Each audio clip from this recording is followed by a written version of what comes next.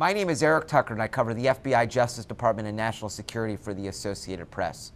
Former President Donald Trump is expected to turn himself in on Thursday to face charges in a state indictment in Fulton County that he schemed to overturn the results of the presidential election. This surrender is going to be different than several of the others that we have seen earlier this year because there's not going to be a court appearance. That's done separately. So we expect him to be processed at the jail. We expect it to be, again, a fairly perfunctory surrender, but we do know from Trump himself that that's taking place on Thursday. We've learned several things over the last week as it relates to Donald Trump's surrender. We know that his attorneys have agreed to a $200,000 bond with several conditions.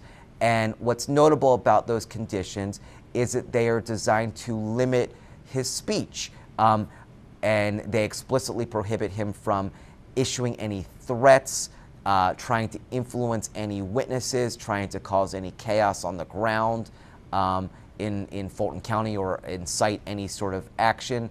Unlike in other jurisdictions, the arraignment for Donald Trump, in which he faces a judge and enters a not guilty plea, is a separate process in Fulton County. So we're not expecting to see that this week.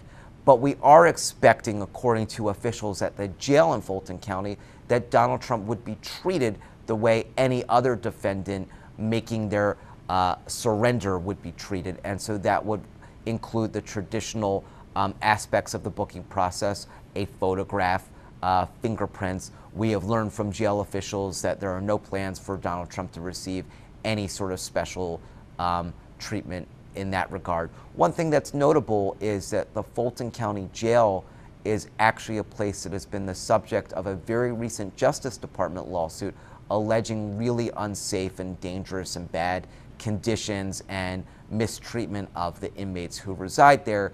And so that has added an interesting wrinkle for these defendants in this case, many of whom are coming from jurisdictions including Washington or elsewhere, who would have to make at least a cursory brief visit to this jail.